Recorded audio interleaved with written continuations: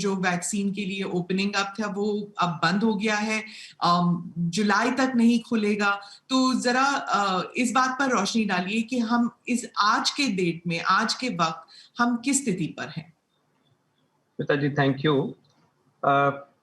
आज कल तक हमने 20 करोड़ वैक्सीन की डोजेस लगाई हैं लगभग, और ये कार्यक्रम अपनी गति से आगे बढ़ रहा है और इसमें कोई दो राय नहीं है कि आने वाले हफ्तों में इसमें और एक्सेलरेशन होगा और increasing number of people will get vaccinated. States को ये मालूम है कि हमारे वैक्सीन प्रोडक्शन कैपेसिटी कितनी है, उसको लेके और उसको बढ़ाते बढ़ाते बढ़ाते आगे चलते हुए जितनी भी वैक्सीन की सप्लाई है वो इस देश में उपलब्ध कराई जा रही है। जब स्टेट्स ने ये कहा कि वो फ्लेक्सिबिलिटी चाहते हैं और चाहते हैं कि वैक्सीन प्रोक्योरमेंट में भी उनकी से हो, तो एक नई व्यवस्था लाई गई कि 50% वैक्सीन की प्रोक्योरमेंट जो डोमेस्टिक प्रोडक्शन की है वो भारत सरकार करके स्टेट्स को ही देगी, free to be given to people above 45 and above age group. उसके अलावा एक स्पेशल चैनल क्रिएट की गई जो कि रिमेनिंग 50% के लिए है कि state governments and private sector उसको परचेज कर सकते हैं और सप्लाई कर सकते हैं। रफली 25% के करीब जो है वो स्टेट गवर्नमेंट्स एक्रू कर रही हैं इन कंपनी से। नाउ ऑन दिस 25% सप्लाई और whatever state procures, state decides कि किस ग्रुप को देना है और किस तरह से उसको आगे लेके जाना है।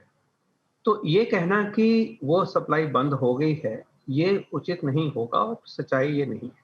सच्चाई ये है कि out of the available production a distinct part is available to non-government channels, including state governments, to be used for vaccinating the people of that state according to a flexible approach to be taken by the state government. तो वो जो है वही है। ये कह देना कि खत्म हो गया है तो हम तभी कह सकते हैं, उसी परिप्रेक्ष्य में कह सकते हैं कि जो हमें सप्लाई दिखाई दे जाए। लेकिन ये बात भी हमें लेके चलना चाहिए कि ये फेज ऐसा है कि जिसमें हमारा रैंप अप पहले से ज्यादा बड़ा है, लेकिन और रैंपिंग अप जो हो रही है happening by the fortnight, and as we move forward there will be a lot of more vaccine available in the total stockpile and for GOI, for state governments and also for the private sector. इसको मिलके साथ चलना चाहिए। इसमें कोई वो debating point score करने की बात नहीं होनी चाहिए। उनको मालूम है कि कितना आ सकता है, अब खरीद रहे हो उतना ही तो हम दे सकते हैं अपने सिटीजन्स को। तो इसको ये लेके चलना होगा कि वैक्सीन का जो कवरेज है वो विद टाइम पूरा होगा। किसी भी देश ने वैक्सीनेशन का कवरेज जो है, छोटा एक कोई देश छोड़ दीजिए, आइलैंड नेशन है, छोटा सा देश है, किसी भी बड़े देश ने इसको 2 हफ्ते में 2 महीने में पूरा नहीं किया हुआ है। बड़े बड़े देशों की बात करें तो 6-8 महीने से वैक्सीनेशन का कार्यक्रम चला हुआ है। और कितनी पॉपुलेशन कवर करी? अगर यूरोप के बड़े देशों की बात करें 24%, 25% यूरोप मेनलैंड की बात करते हैं। तो it will take some time, we should be ready for that kind of preparedness and sustain programme. Doctor Paul, आप कंपैरिजन करेंगे तो फिर उनका डेथ टोल हमारे डेथ टोल से देख लीजिए, उनका पॉपुलेशन हमारे पॉपुलेशन से देख लीजिए। आप उस एम्पावर्ड ग्रुप में थे जिसने वैक्सीन ऑर्डर्स दिए थे 2020 में, 2020 में जब ऑर्डर्स दिए थे आपने, भारत की कंपनी दोनों, चाहे भारत बायोटेक हो या सीरम इंस्टीट्यूट हो, तो उस वक्त विदेशी कंपनियों को क्यों नहीं दी जब पता था इन दोनों कंपनियों के पास कैपेसिटी नहीं है हमारी पॉपुलेशन के लिए? सारे ही विश्व में वैक्सीन बनाने की टोटल कैपेसिटी जो विश्व की नीड है उससे इस स्टेज पे बहुत कम है। ये हम डेवलप्ड नेशंस की भी तरह से भी कह सकते हैं कि अगर हम सारे यूरोप की नीड को करें और यूरोप को कितना मिल रहा है, तो ये मिसमैच इज यूनिवर्सल। ये एक पक्की और डिस्टिंक्ट बात है। We are in a phase when vaccine supplies are ramping up, but they are still not matching the total requirement of the eligible population with a very big factor. Having said that, आपने सवाल किया कि बाहर की companies जब पिछले साल वहाँ विजिबल होना शुरू हो गया कि वैक्सीन बना सकती हैं, तो हमने हमने क्या किया? हमने बिल्कुल शुरू से हमारे different organisations, department of biotechnology, my organisation here, हमने मिल के इन सब कंपनीज को and specifically Pfizer, Moderna, J&J के साथ लगातार बातचीत और कांटेक्ट रखा। इनफैक्ट फाइजर के साथ तो वो कॉन्फिडेंशियलिटी डिक्लेरेशन वगैरह का जो करार करना पड़ता है वो भी किया। तो कांस्टेंट टच में रहे और यही कहा गया और इस बातचीत में कि आप हमारे देश के लिए सप्लाई करिए, इसके अलावा यहाँ फिल एंड फिनिश के एक प्रावधान करिए, हमारी कंपनीज के साथ जुड़ के मैन्युफैक्चरिंग करिए। ये सारे options from the very beginning have been on the table in a very transparent and a partnership way. उनकी तरफ से यह इशारा था कि हम मैन्युफैक्चरिंग बाद में कंसिडर करेंगे, अभी नहीं। हम मैन्युफैक्चरिंग का बेस जहां बना है उसी को ही एक्सपैंड करेंगे धीरे धीरे। हमने फिर यही कहा कि अब इंपोर्ट कब संभव है, तो उन्होंने ये क्लियरली इंडिकेट करा कि जब भी ये संभावना निकलेगी, they will be very happy to engage with us. और उन्होंने जनरली इंडिकेट यही करा कि Q3 ऑफ 2021 में ही सप्लाईज वो दे पाएंगे जब उनका रैंप अप वगैरह होगा। कहने का मतलब ये है, इसी तरह से बाकियों के साथ भी बातचीत चलती रही। कहने का मतलब यह है कि एंगेजमेंट में inviting them to manufacture in India, inviting them to supply in India का एंगेजमेंट शुरू से ट्रांसपेरेंट तरीके से पार्टनरशिप की नजर से चलता हुआ आया है। अब हमें इंडिकेट हुआ कि फाइजर वैक्सीन अवेलेबल उपलब्ध कर सकते हैं। इमीडिएटली उसके ऊपर कार्रवाई हो रही है और उसकी तरफ हम तरीके से बढ़ रहे हैं। इसी तरह से periodically updates with Moderna, updates with J&J होते गए हैं। लेकिन अब एक सक्सेस स्टोरी भी देखिए, स्पुतनिक की तरफ जब दोस्ती का हाथ बढ़ा और मिलके काम करना शुरू करा तो रिजल्ट भी आ गए। उधर से भी ट्रैक्शन हुई, इधर से भी जुड़े 6-7 कंपनी के साथ उनके करार हो गए। उन्होंने ट्रायल भी कर लिया, उन्होंने EUA भी प्रदान कर लिया और उन्होंने अपनी 2 ट्रांचेस ऑफ वैक्सीन भी भेज दिए।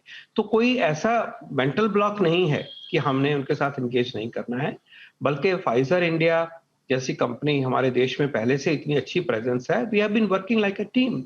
उनको ऑर्डर तभी दे सकते हैं जब एक विजिबल होता है कि वहां पे स्टॉक पाइल है।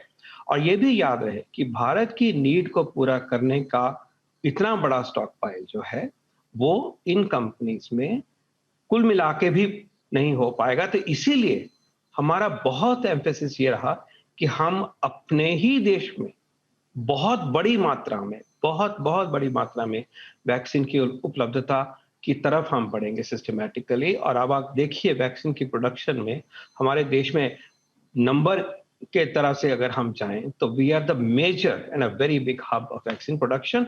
एंड आगे और वैक्सीन, 4 वैक्सीन और बायोई का, जाइडस का, भारत बायोटेक का नेसल वैक्सीन और बायोई का वैक्सीन, ये 4 वैक्सीन जो है आगे उभरते हुए नजर आ रहे हैं। जिनोवा का वैक्सीन चौथा जो mRNA टेक्निक पे ऊपर आधारित है, जाइडस का जो DNA प्लेटफॉर्म पे है। तो ये सारी जो कोशिश हुई पैरेलल में चलती रही। हमने उनके साथ एंगेजमेंट भी रखी और ज्यों ही रास्ता खुला उस पर काम कर रहे हैं। लेकिन उसके साथ साथ अपनी ताकत को बढ़ाएं, इसी देश में वैक्सीन को पैदा करें, उसमें बहुत मेहनत करी है मिलजुल के इन वैक्सीन कंपनीज के साथ।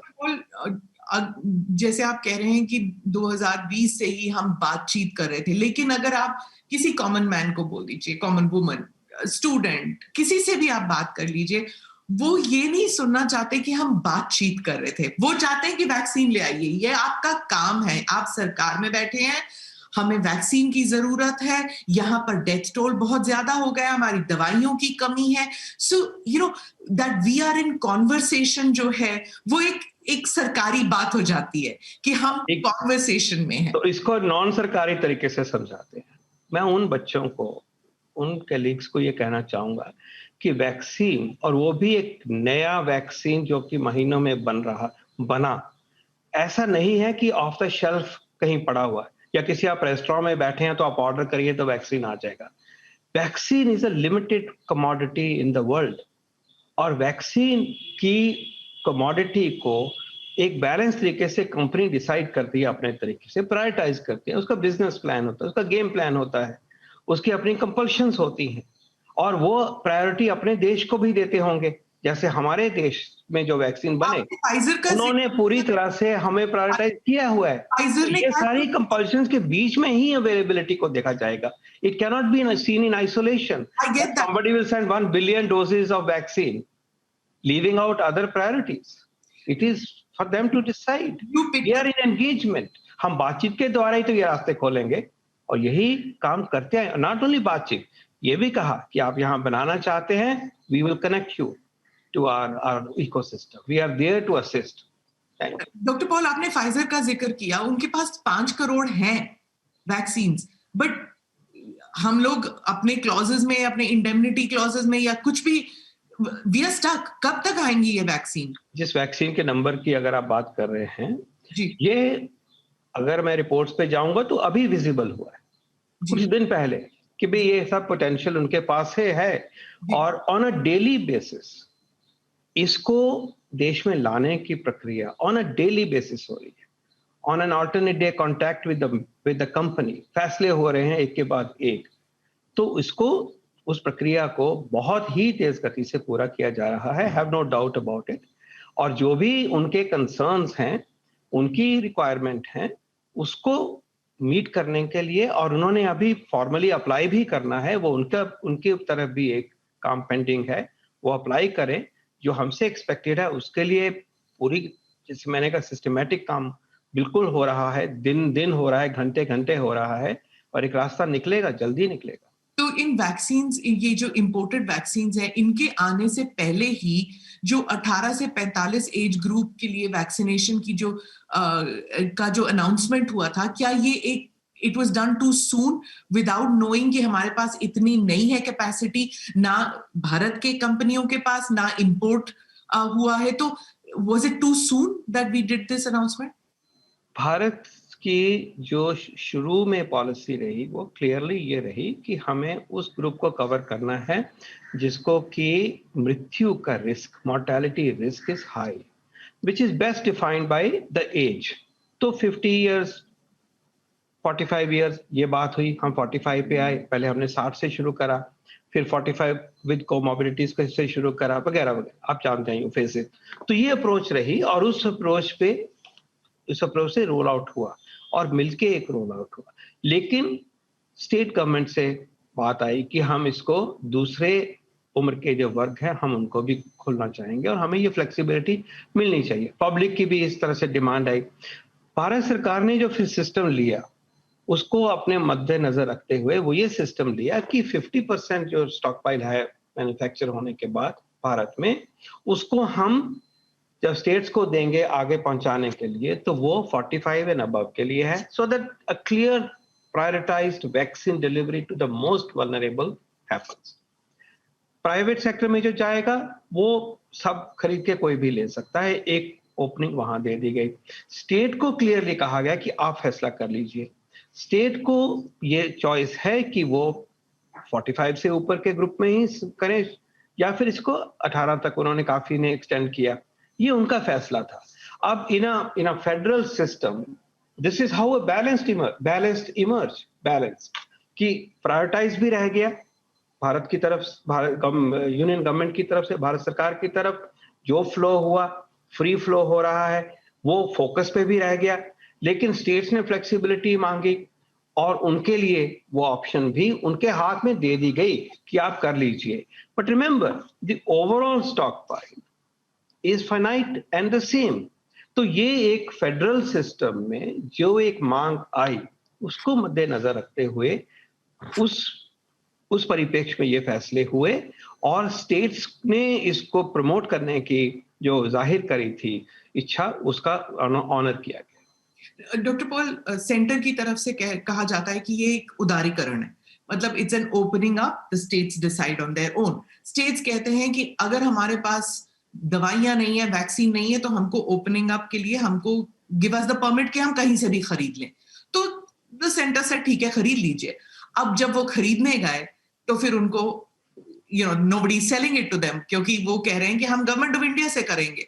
So was there lack of information, lack of coordination? इसकी वजह से जो आम आदमी, औरत, स्टूडेंट, बुजुर्ग सब मारे जाते हैं क्योंकि फेडरल स्ट्रक्चर में वो पिस के नीचे गिर जाते हैं क्रैक्स में। पहली बात याद रखिए कि आम आदमी की तरफ से जो भी जितना वैक्सीन अवेलेबल है वो आम आदमी की तरफ तक पहुंच रहा है, पहले भी पहुंच रहा था, इस व्यवस्था में भी पहुंच रहा है। वो वैक्सीन कहीं बाहर नहीं गिर रहा कहीं पे या वेस्ट हो रहा है। तो प्लीज जो अवेलेबल है वो दिया जा रहा है और उसमें एक्सेलरेशन आएगा।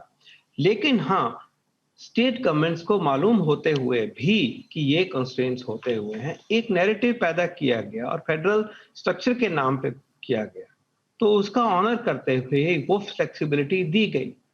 तो उसको भी तो उन्होंने ही मांगा है, तो उसको मान लेना चाहिए कि एक सिचुएशन इमर्ज हुई और उसको टैकल करने के लिए उन्होंने अपना फ्लेक्सिबिलिटी, अपना राइट असर्ट किया। लेकिन फैक्ट रिमेन्स कि एक फाइनाइट सप्लाई का माहौल है और बाहर भी, जैसे मैंने शुरू में अभी कहा आपको कि वैक्सीन ऐसे नहीं मिल रहे कि पड़े हैं उठा के ले आइए। सारे वैक्सीन जो हैं एक सिस्टमैटिक तरीके से उन कंट्रीज में जहां वो बना है वहां की रिक्वायरमेंट्स को पहले पूरे करते हैं, फिर कंपनीज का अपना अपना बिजनेस प्लान्स हैं। तो फाइनाइट सप्लाई के माहौल में हम रहे हैं। मैं ये रिक्वेस्ट करता हूं कि इसको समझ के एक आम राय बन के हमें आगे बढ़ना चाहिए। आज हमारे पास रिलेटिव लिमिटेशन है, लेकिन ऐसा भी नहीं है हम बाकियों से इन टर्म्स ऑफ नंबर कम है। यू नो इट कि भारत वो देश है जो कि तीसरे नंबर पे है in terms of the number of doses. तो इस तरह से देखें तो वी आर फॉर्चुनेट क्योंकि हमारे देश में ही बन के हो रहा है, ये भी एक सच्चाई है। लेकिन मान लिया कि जितनी डिमांड है उस तरफ बढ़ना है, वो रास्ता बहुत हद तक सशक्त है। मिलके चलते हैं और फैसले करते हैं कि बेस्ट कोर्स हमारे लिए सबके लिए क्या है और उस बेस्ट कोर्स को अपनाते हुए इन द फेडरल सिस्टम बातचीत करके कोऑर्डिनेटेड तरीके से या वन अपमैनशिप को नहीं आगे रखते हुए और एक स्मूथ, सीमलेस, इफेक्टिव सिस्टम को हम लेके चलाएं। हमें तैयार होना होगा कि हम एक दिन में 1 करोड़ डोज दे पाए। कुछ ही हफ्तों में ये संभव हो जाएगा, इतनी सप्लाई। हमें उसकी तैयारी करनी है। हमने जब इकट्ठे काम कर रहे थे 43 लाख डोजेज एक दिन में करके दिखाई। हमने उसको 73 लाख करके दिखाना चाहिए अगले 3 हफ्तों में, उस रेट पे आना चाहिए। तो जो इस चीज को अचीव करे हमें वो व्यवस्था बनानी चाहिए, पहले वाली हो, अब वाली हो या एक और नई मिलके बने, जो भी हो, goal is her dose Bharat के नागरिक तक पहुंचे और जल्द से जल्द पहुंचे। डॉक्टर पॉल, मुझे एक डेट दे दीजिए। हर पहुंचना चाहिए, होना चाहिए, हम करेंगे, ये सुन के अब ऐसे लगता है जैसे we are never going to reach that. तो कोई डेट, मतलब 15 जून, 20 जून, 30 जून, 1 जुलाई, कभी दैट पर्याप्त मात्रा में हमारे पास वैक्सीन अवेलेबल होंगे at least for vulnerable sections? Vulnerable section से अगर आप ये कह रहे हैं कि हाई प्रायोरिटी ग्रुप, तो 45 से ऊपर जो है वो लगभग 34 करोड़, 18 to 45, क्योंकि वो काम पे जाते हैं और जब अनलॉकडाउन हो जाएगा तो वो काम पे जाएंगे, तो they are the risk factor. तो उसके ऊपर एक आपको समझना होगा, ये वाला पार्ट में कहना चाहूंगा कि क्यों एपिडेमियोलॉजिकल या पब्लिक हेल्थ अप्रोच पे और जो आप कह रहे हैं उसमें थोड़ा सा मिसमैच है। पब्लिक हेल्थ अप्रोच ये कहती है कि जब आपके पास लिमिटेड वैक्सीन अवेलेबिलिटी हो तो सबसे पहले जिनको इस महामारी से डेथ्स होती हैं उनको प्रोटेक्ट किया जाए, और इसलिए age is the criteria. Age criteria को लेके ही WHO चला। यूनाइटेड किंगडम ने अपने एज को पूरा कवर किया, पहले 70 पे 60, फिर 50 और फिर उसके नीचे गए। अमेरिका ने भी यही किया। ऑस्ट्रेलिया में तो अभी 70 पे बैठे हुए, वहां बारी आएगी जाके महीनों के बाद में बाकियों की। यही यूरोप में भी हुआ। तो एक ये ट्रूथ है कि पब्लिक हेल्थ इंपेरेटिव से first line is protect your health workforce and front line workforce, pandemic response workforce. और थैंक गॉड कि देश ने वो किया। तो इस पैंडेमिक रिस्पांस में की सिचुएशन में सेकेंड वेव में हमारे हेल्थ वर्कर्स वर प्रोटेक्टेड, थैंक गॉड, और वो ठीक स्ट्रैटेजी रही। उसके बाद वल्नरेबल, और जैसे अभी डेटा शुरू आना भी हुआ है कि अगर ओल्ड एज की डेथ्स देखें तो उसमें इस बारी proportion of deaths I think is less. Early data है, सामने और आएगा तो बताएंगे, thanks partly to the vaccination programme. उसके बाद ऑब्जेक्टिव आता है पब्लिक हेल्थ का। ये ऑब्जेक्टिव जब पूरा हो जाता है कि डेथ्स रुक जाएं, 45 को हम सबको अगर वैक्सीनेट कर देते हैं तो 88% deaths are taken care of. At public health is not individual health, it is So, the so when will health of it people। उसके बाद बात आती है कि बाकियों को हम दे पाएं, तो इस तरह से ये चलता है। लेकिन देश और स्टेट